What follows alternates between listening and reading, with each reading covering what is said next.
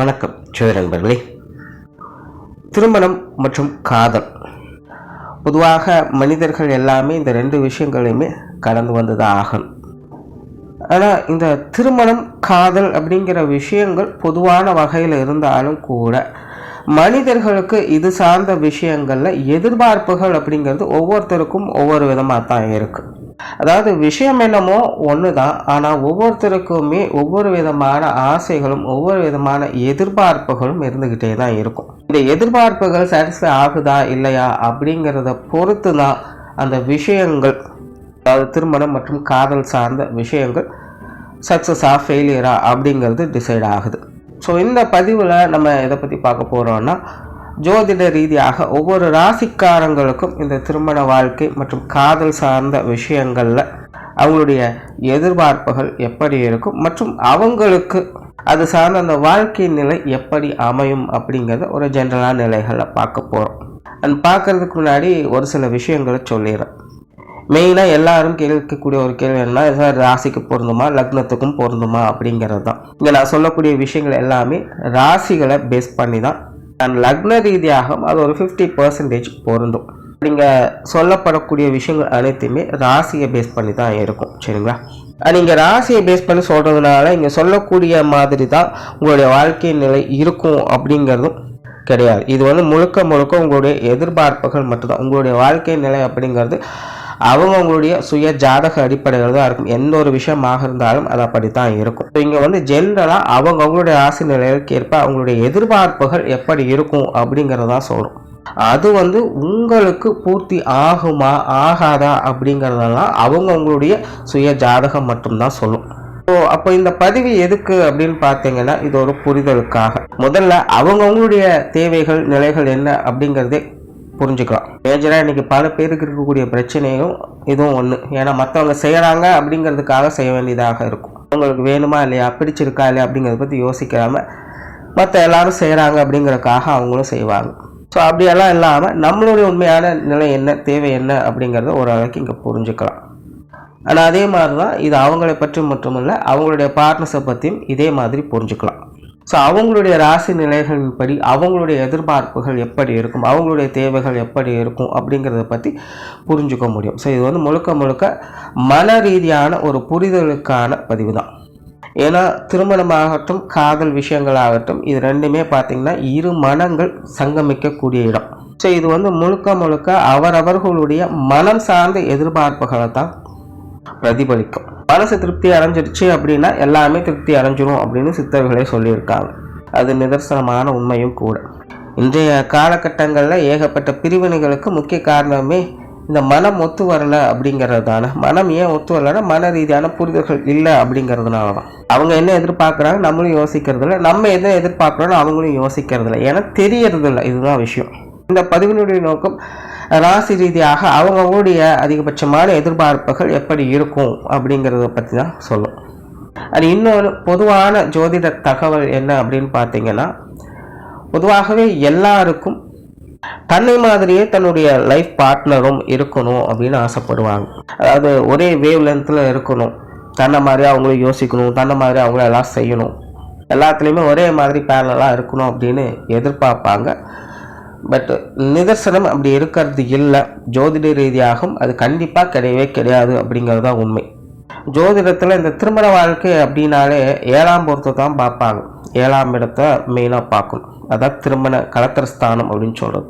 இந்த 7ஆம் இடம் அப்படிங்கிறது அது நமக்கு அப்படியே ஆப்போசிட். சிலர்லாம் பார்த்தீங்கன்னா அடிக்கடி ஒருத்தருக்கு ஒருத்தர் சண்டை போட்டுக்கிட்டே இருப்பாங்க. அடிக்கடி இந்த வார்த்தைகளை சொல்லி கேள்வி, எனக்கும் அவங்களுக்கு 7ஆம் பொருத்தம்ப்பா செட்டே ஆகாது அப்படின்னு சொல்லுவாங்க. 7ஆம் பொருத்தம் அப்படிங்கிறது நேர ஆப்போசிட் தான். ஸோ திருமண வாழ்க்கை அப்படிங்கிறது ஜோதிடத்தில் இந்த 7ஆம் பொருத்தம் தான் குறிக்குது. அப்படிங்கும்போது எல்லா விஷயத்துலையுமே தனக்கு ஆப்போசிட்டில் இருக்கிறவங்க தான் வாழ்க்கை துணையாக பார்ட்னர்ஸாக அமைவாங்க. ஆனால் இங்கே எல்லாருடைய எதிர்பார்ப்பும் என்னென்னா ஒரே வேவ் லென்த்தில் இருக்கணும், ஒரே மாதிரி இருக்கணும், என்ன மாதிரி இருக்கணும் அப்படிங்கிற எக்ஸ்பெக்டேஷன்ஸ் தான் இருக்குது. பட் இந்த எதிர்வினை அமைப்பு எதற்காக அப்படின்னு பார்த்தீங்கன்னா, லைஃப்பில் ஒரு பேலன்ஸ் கொண்டுட்டு வரணும் அப்படிங்கிறதுக்காக தான். பொதுவாக இந்த காதல் சார்ந்த விஷயங்கள் அப்படிங்கிறது அது வேற. இது முழுக்க முழுக்க மனம் சார்ந்த விஷயங்களோட போயிடுது. இந்த திருமணம் அப்படிங்கிறது அப்படி இல்லை. இது ஒரு செகண்ட் லைஃப் மாதிரி. நிறைய கமிட்மெண்ட்ஸ், சொசைட்டி, நல்லது கெட்டது மான அவமானம் அப்படின்னு பல விஷயங்களும் உள்ள அடக்கியதாக அது அமைஞ்சிருக்கும். ஸோ அப்படி இந்த திருமணம் அப்படிங்கிறது மனிதர்களுடைய வாழ்க்கையில் அத்தியாவசியம் நிறைந்தது மட்டுமல்ல, ரொம்பவுமே அதிகப்படியான முக்கியத்துவம் வாய்ந்ததாகவும் அது அமையுது. ஆனால் அப்படிப்பட்ட ஒரு விஷயத்துக்கு 7ஆம் பொருத்தத்தை தான் நம்ம கொடுக்குறோம். எதற்காக அப்படின்னு பார்க்கும்போது லைஃப்பில் அவங்களுடைய பேலன்ஸை இழந்துடக்கூடாது அப்படிங்கிறதுக்காக. அதாவது உதாரணத்துக்கு ஒருத்தர் நல்லா ஆக்டிவாக இருக்காங்க, நல்லா அக்ரெசிவாக இருக்காங்கன்னு வச்சுக்கோங்க. அவங்களுக்கு அது அப்படியே ஆப்போசிட்டான ஒரு ஆள் தான் லைஃப் பார்ட்னராக இருப்பாங்க. லைஃப் பார்ட்னர் வந்து கொஞ்சம் மந்த புத்தி இருக்கிறவங்களா தான் இருப்பாங்க. எல்லாத்தையுமே தள்ளி போட்டு எதுலேயுமே ஒரு கேர் இல்லாமல் அப்படியே அவங்க பாட்டுக்கு இருப்பாங்க. இது எதுக்காக இப்படின்னு பார்த்தீங்கன்னா, அப்போ தான் இந்த பேலன்ஸ் நிலைத்தர. ஏன்னா ஒருத்தர் வந்து எல்லா விஷயங்களையும் ரொம்ப ஆக்டிவாக அக்ரெசிவாக இருக்காங்க அப்படிங்கும்போது அவங்கள சார்றவங்களும் அதே மாதிரி இருந்துட்டாங்க அப்படின்னா அது வந்து எரிரத்தியில் என்ன ஊற்றுற மாதிரி ஆகிடும். ஒரு கண்டிஷனே இல்லாமல் லிமிட்டே இல்லாமல் லெவலுக்கு மேலே அது வந்து பஸ்ட் ஆகிடும். இப்போ ஒரு வேளை இன்னொரு சைடில் பார்த்தீங்கன்னா அவங்க மந்தமாக இருக்காங்க, எல்லாத்தையுமே டேக் இட் ஈஸியாக எதையுமே கேர் பண்ணிக்காமல் அவங்க பாட்டுக்கு போயிட்டுருக்காங்கன்னு வைங்களேன். இப்போ அவங்களுக்கு அவங்கள ஒத்த மாதிரியே ஒருத்தங்க செய்கிறாங்க அப்படிங்கும்போது அவங்களுடைய லைஃப் எதுக்குமே பிரயோஜனம் இல்லாமல் போய்டும். ஒரு லெவலுக்கு மேலே யாருமே எதுவுமே செய்யவே முடியாது, செய்யணுங்கிற எண்ணமே அவங்களுக்கு வராது. லைஃப் எங்கே போய் நிற்கும், டார்க் சைடில் போய் ஒன்றுமே இல்லாமல் சுத்தமாக சூன்யமாயிடும். ஸோ இப்போ இந்த ரெண்டு நிலையுமே பேலன்ஸ் பண்ணணும் அப்படின்னா, அதாவது ஓவராக அக்ரெசிவாகவும் போயிடக்கூடாது, அதே நேரம் ஓவராக டம்பும் ஆகிடக்கூடாது அப்படிங்கிறதுக்காகத்தான் இந்த ரெண்டு நிலைகளும் சேர்க்கப்படுது. அதனால் இந்த திருமணம் அப்படிங்கிறத புரிஞ்சுக்கோங்க. இது வந்து வாழ்க்கையினுடைய பேலன்ஸ் நிலையை குறிக்கக்கூடியது. கண்டிப்பாக கருத்து வேற்றுமைகள் அப்படிங்கிறது நிச்சயமாக இருக்கத்தான் செய்யும். வாழ்க்கையினுடைய நல்லது கெட்டதுகளை சமன்படுத்துவதற்காக அதனுடைய அமைப்பே அப்படித்தான் அமைஞ்சிருக்கு. பட் அதே நேரம் அது அப்படி இருந்தாலும் கூட சமன்படுத்தக்கூடிய நிலைகளில் அது உடன் இருப்பவங்களுடைய தேவைகளையும் கொஞ்சம் கொஞ்சமாக பூர்த்தி செஞ்சுக்கிட்டு தான் இருக்கும். ஸோ முழுசாக பூர்த்தி செய்யாது, கொஞ்சம் கொஞ்சமாக தான் பூர்த்தி செய்யும். அதாவது இங்கே வந்து சாட்டிஸ்ஃபை அப்படிங்கிறது விஷயம் கிடையாது. சமன்படுத்துதல் அப்படிங்கிற நிலைகளில் அது ஒரு சில விஷயங்களை செஞ்சுக்கிட்டு இருக்கும். அந்த விஷயங்கள் மூலமாக நம்மளுடைய சில எதிர்பார்ப்புகள் சாட்டிஸ்ஃபை ஆகும். ஸோ இந்த புரிதல் இருந்துருச்சு அப்படின்னா இந்த திருமண வாழ்க்கை அப்படிங்கிறது நல்லபடியாக இருக்கும். அப்படி இல்லாமல் ஒருதலைபட்சமாகவே எல்லாத்தையும் யோசித்தாங்க அப்படின்னா அங்கே வந்து எந்த ஒரு பிரயோஜனமே இருக்காது. அதாவது இங்கே நான் சொல்ல வர்றது சரி தவறு நல்லது கெட்டது அப்படின்னால எதுவும் பேச வரல. இப்போ அந்த புரிதல்கள் இல்லாத பட்சத்தில் அங்கே அவங்க என்னதான் பண்ணிட்டு இருந்தாலும், என்னதான் சொல்லிட்டு இருந்தாலும், இல்லை நினச்சிட்டு இருந்தாலும் அதெல்லாமே வந்து அதில் வந்து எந்த ஒரு அர்த்தமோ யூஸும் கிடையாது அப்படிங்கிற நிலைகளை தான் போய்கிட்டு இருக்கும். ஸோ இந்த திருமண வாழ்க்கை அப்படின்னு வரும்பொழுது சில விஷயங்களை இப்படி புரிஞ்சுக்கோங்க. இது எல்லாமே நான் வந்து ஜோதிட ரீதியாக இருக்கக்கூடிய விஷயங்களாக தான் சொல்லியிருக்கேன். ஏன்னா ஜோதிடத்தில் மொத்தமாக 12 கட்டங்கள் இருக்குது. அதில் திருமண வாழ்க்கை அப்படிங்கிறது இதில் எந்த கட்டம் வேணாலும் வச்சுருக்காங்க, எதுக்கு ஆப்போசிட்டில் வச்சுருக்காங்க அப்படிங்கிற விஷயத்த தான் இங்கே நான் எக்ஸ்பிளைன் பண்ணியிருக்கேன். ஒருத்தருக்கு ஒருத்தர் ஒரு பேலன்ஸ் நிலையை கடைப்பிடிக்கணும் அப்படிங்கிறதுக்காக தான் இந்த அமைப்பு. சிலருக்கு இன்னொரு டவுட் வரும், என்னென்னா நாங்கள் 2 பேருமே ஒரே ராசி தான், அப்போ எங்கள் 2 பேருக்கும் ஒரே மாதிரி தான் இருக்குமா அப்படின்னு கேட்டிங்கன்னா, அதாவது 2 பேருக்குமே ஒரே ராசியாக இருக்கும்போது அவங்களுடைய எதிர்பார்ப்புகள் ஒரே மாதிரி இருக்கும். பட் ஆக்டிவிட்டீஸ் அப்படிங்கிறது ஒரே மாதிரி இருக்காது. அவங்க ஒரு விஷயத்தில் ஃபோக்கஸ் பண்ணிட்டு இருப்பாங்க, இவங்க ஒரு விஷயத்தில் தான் ஃபோக்கஸ் பண்ணிட்டுருப்பாங்க. அந்த ஒரே ராசி இருக்கக்கூடியவங்கலாம் பாருங்கள், ஒரே மைண்ட் செட்டில் தான் அவங்க இருப்பாங்க. அவங்க பேசுகிறது, அவங்களுக்குள்ளே நடக்கக்கூடிய விஷயங்கள் எல்லாத்துலேயுமே பார்த்திங்கன்னா அவங்க ஒருத்தருக்கு ஒருத்தர் ஒத்து போய்ப்பாங்க. ஆனால் அவங்களுக்குள்ளேயே அது ஒரு செயலாக கொண்டுட்டு போகும்போது ஒவ்வொருத்தரும் ஒவ்வொரு விஷயமா கொண்டுட்டு போய் ஒரு ஸ்ட்ராட்டஜியாக மாற்றிடுவாங்க. பிளான் பண்ணும்போதெல்லாம் ஒரே மாதிரி தான் இருந்தது, ஏன் செய்யும்போது இப்படி சொதப்புது, ஏன் செய்யும்போது இவங்க மட்டும் இப்படி மாறுறாங்க அப்படின்னு குழப்பமாக தான் இருக்கும். ஸோ இந்த ஒரே ராசி இருக்கக்கூடியவங்களுக்கு ஸோ உங்களுடைய எண்ணங்கள் ஒரே மாதிரி வேலை செய்யும். ஸோ உங்களுடைய ஆசைகள், உங்களுடைய தேவைகளை நீங்கள் பூர்த்தி செஞ்சுக்கலாம். மன ரீதியான தேவைகள் பூர்த்தி ஆகும். பட் ரியல் லைஃப்பில் கொஞ்சம் கான்ட்ரவர்சியாக தான், அது வந்து ஜாதக ரீதியாக இருக்கக்கூடிய மாற்றங்களால் அது வந்து கொஞ்சம் கான்ட்ரவர்சியாக தான் இருக்கும். பட் திருப்தியான ஒரு நிலை இருக்கும். ஏன்னா எதிர்பார்ப்புகள் 2 பேருக்குமே கிட்டத்தட்ட ஒரே மாதிரி தான் இருக்கும். ஒரே வேவ் லென்த்தில் அவங்க தான் ட்ராவல் பண்ண முடியும். இப்போ ஒரே வேவ் லென்த்தில் ட்ராவல் பண்ணது நல்லது தானே அப்படின்னு நினைக்கலாம். பட் இது எப்படின்னா பாசிட்டிவ்லையும் அப்படி தான் இருக்கும், நெகட்டிவ்லையும் அப்படி தான். ஆனால் நல்ல நேரம் வரும்பொழுதும் 2 பேர்த்துக்கும் நல்ல விஷயமா நடக்கும், கெட்ட நேரமும் கெட்டதும் 2 பேர்த்துக்கும் கிட்டத்தட்ட ஒரே மாதிரி தான் இருக்கும், தாக்குப்பிடிக்கவே முடியாது. ஸோ 2 பேருக்கும் ஒரே ராசியாக இருக்குது அப்படிங்கும்போது அவங்களுடைய நிலைகள் இதுதான். மெயினாக பார்த்தீங்கன்னா இந்த 2 பேருக்கும் ஒரே ராசியாக இருக்கக்கூடிய வீடுகள்லாம் பார்த்தீங்கன்னா குடும்ப வாழ்க்கை நிறைய ஏற்ற இறக்கங்களாக இருக்கும். ஒரு 4-5 வருஷத்துக்கு பார்த்தீங்கன்னா பயங்கர சந்தோஷமாக ஓகோன்னு போயிட்டு இருக்கும். அப்படின்னு பார்த்தீங்கன்னா ஒரு 4-5 வருஷத்துக்கு அடி மேலே அடியாக விழுகும். எப்படி சமாளிக்கிறதுனே புரியாது. ஆனால் வாழ்க்கை ஓடும், ஒருத்தர் அனுசரித்து எல்லாத்தையும் கொண்டு போயிட்டே தான் இருப்பாங்க, ஒருத்தருக்கு ஒருத்தர் துணையாக இருப்பாங்க. ஸோ 2 பேருக்கும் ஒரே ராசியாக இருக்கிறது அப்படிங்கிறது பிரச்சனை ஒன்றும் கிடையாது. லைஃப்பில் நிறைய அப்ஸ் அண்ட் டவுன்ஸ் அப்படிங்கிறது கண்டிப்பாக இருக்கும். ஸோ அதெல்லாம் கொஞ்சம் பார்த்து அனுசரித்து இருக்கணும், அவ்வளோதான். ஸோ இனிமேல் கொண்டு ஒவ்வொரு ராசிகளுக்கும் இது எப்படி வேலை செய்யுது அப்படிங்கிறத பார்க்கலாம். தனுசு ராசி. தனுசு ராசியை பொறுத்த வரைக்கும் இது ரொம்பவுமே ஒரு யதார்த்தமான ராசி. அதாவது நார்மலாகவே இந்த ராசியினுடைய அமைப்பு லைஃப்பை பேலன்ஸ்டாக தான் அமைச்சிக்கும். ஸோ அதனால் இயற்கையாகவே உங்களுக்கு இந்த யதார்த்த வாழ்க்கையில் என்னெல்லாம் அத்தியாவசிய தேவைகள் இருக்குதோ அது எல்லாமே இவங்களுக்கு ஏதோ ஒரு வகையில் பூர்த்தி ஆகிக்கிட்டு தான் இருக்கும். ரொம்ப ரேர் தான். ஒரு சிலருக்கு சுய ஜாதகத்தின் அடிப்படையில் சில கிரக மாற்றங்களால் ஏற்படக்கூடிய நிலைகள் அவங்களுடைய வாழ்க்கையில் சில சங்கடங்கள், அதாவது யதார்த்த வாழ்க்கைக்கு அப்பாற்பட்டவங்களாக அவங்க இருக்கிறாங்க. மற்றபடி 100% இவங்க யதார்த்த வாழ்க்கையில் இருக்கக்கூடியவங்க தான். நார்மலாகவே இவங்களுக்கு பெருசாக லைஃப்பில் எந்த ஒரு எக்ஸ்பெக்டேஷன்ஸும் இருக்காது. இருப்பதை வைத்து கொண்டு திருப்தியாக வாழக்கூடிய அமைப்புகள் தான் அவங்களுக்கு பிடிக்கும். அந்தந்த கால நேரங்களுக்கு ஏற்ப, ஏன்னா காலம் அப்படிங்கிறது மாறிக்கொண்டே இருப்பது தான். ஸோ இடத்துக்கும் நேரத்துக்கும் தகுந்த மாதிரியான மாற்றங்கள் அப்படிங்கிறது வாழ்க்கையில் நிச்சயமாக இருக்கும். ஸோ அந்த மாற்றங்களுக்கு தகுந்த மாதிரி தன்னை தகவமைத்து கொண்டு ஒரு இயல்பான வாழ்க்கையை வாழ விரும்பக்கூடியவங்க, அந்த மாதிரியான வாழ்க்கை முறையை அமைய பெறக்கூடியவங்களாகவும் இவங்க இருக்காங்க. ஸோ அதனால் இவங்க சுமூகமான நபர்கள் அப்படின்னு சொல்லலாம். ஸோ நார்மலாகவே இவங்ககிட்ட பெருசாக எந்த ஒரு எக்ஸ்பெக்டேஷனும் எந்த ஒரு விஷயத்துலையுமே இருக்காது. இருக்கிற இடத்துக்கு தகுந்த மாதிரி இருப்பதை வைத்துக்கொண்டு திருப்தியாக வாழக்கூடிய திறன் பெற்றவங்களாக இவங்க இருப்பாங்க. மாட மாளிகையில் இருந்தாலும் அதுக்கு தகுந்த வாழ்க்கையை வாழக்கூடியவங்க தான். சாதாரண குடிசைகள் இருந்தாலும் அதுக்கு தகுந்த வாழ்க்கையை வாழக்கூடியவங்க. பட் எங்கே இருந்தாலும் இவங்களை பொறுத்த வரைக்கும் ஒரு திருப்தி மனப்பான்மை அப்படிங்கிறது இவங்களுக்கு உண்டு. அதே போல் தனிப்பட்ட முறையில் மட்டும் அல்லாமல் கூட இருப்பவர்களும் அரவணைத்து ஒரு சுமூகமான நிலையை அமைத்து கொடுக்கக்கூடிய திறன் என்பது இவங்களுக்கு உண்டு. ஸோ அந்த வகையில் பார்க்கும்போது இந்த காதல் வாழ்க்கை, திருமண வாழ்க்கை அப்படிங்கிறது பெரும்பாலும் இவங்களுக்கு அனுசரணையாகத்தான் அமையுது. நார்மலாக இவங்களுக்கு எதுலையுமே எக்ஸ்பெக்டேஷன்ஸ் கிடையாது. இருப்பதை வைத்து கிடைத்ததை வைத்து வாழக்கூடியவங்களாக. அதனால் எது எப்படி இருந்தாலும் சரி, அவங்கள பொறுத்த வரைக்கும் எந்த ரூல்ஸோ ரெஸ்ட்ரிக்ஷன்ஸோ கிடையாது. நல்ல பண்புடையவங்களாக இருக்கணும், ஒழுக்கம் நிறைந்தவங்களாக இருக்கணும், கடமையை கரெக்டாக செய்யணும். ஸோ இந்த மாதிரியான பேசிக் எக்ஸ்பெக்டேஷன்ஸ் மட்டும்தான் இவங்ககிட்ட இருக்கும். தாங்கிட்ட உண்மையாக இருந்தால் போதும், நல்லவங்களாக இருந்தால் போதும் அப்படிங்கிற மாதிரியான விஷயங்கள் தான். எல்லாமே ஒரு குணாதிசய பேஸில் தான் எல்லாமே எக்ஸ்பெக்டேஷன்ஸ் இருக்கும். அதையுமே எக்ஸ்பெக்டேஷன்ஸ் அப்படின்னு சொல்ல முடியாது. அது எல்லாத்துக்குமே ஒரு பேசிக் நீட் தான். அந்த மாதிரியான விஷயங்களை தான் இவங்க ஃபோக்கஸ் பண்ணுவாங்க. அண்ட் வெளி தோற்றத்துக்கு அதிக முக்கியத்துவம் கொடுக்க மாட்டாங்க. குணநலன்கள் எப்படி இருக்குது, பண்புகள் எப்படி இருக்குது அப்படிங்கிறத தான் இவங்க மெயினாக ஃபோக்கஸ் பண்ணுவாங்க. ஸோ தனுசை பொறுத்த வரைக்கும் எப்போவுமே யார் வேணாலும் ஈஸியாக அப்ரோச் பண்ணிடலாம். அவங்களுடைய மனசில் ரொம்ப ஈஸியாக இடம் பிடிச்சிடலாம். அந்த தனுசு ராசியை பொறுத்த வரைக்குமே பார்த்திங்கன்னா அவங்களுக்கும் எல்லாரையுமே பிடிக்கும். இவங்களை தான் பிடிக்கும், இவங்களை பிடிக்காது அப்படிங்கிற மாதிரிலாம் எதுவுமே கிடையாது. உண்மையிலே உறவு முறைகள் அப்படின்னு வரும்பொழுது தனுசு ராசிக்காரங்க ஒரு கண்ணாடி மாதிரி தான் இருப்பாங்க. மற்றவங்க என்ன பண்ணுறாங்க அப்படி திரும்ப ரிஃப்ளெக்ட் தான் பண்ணுவாங்களே தவிர தனிப்பட்ட முறையில் இவங்க எந்த ஒரு முடிவுகளும் எடுக்கிறது இல்லை.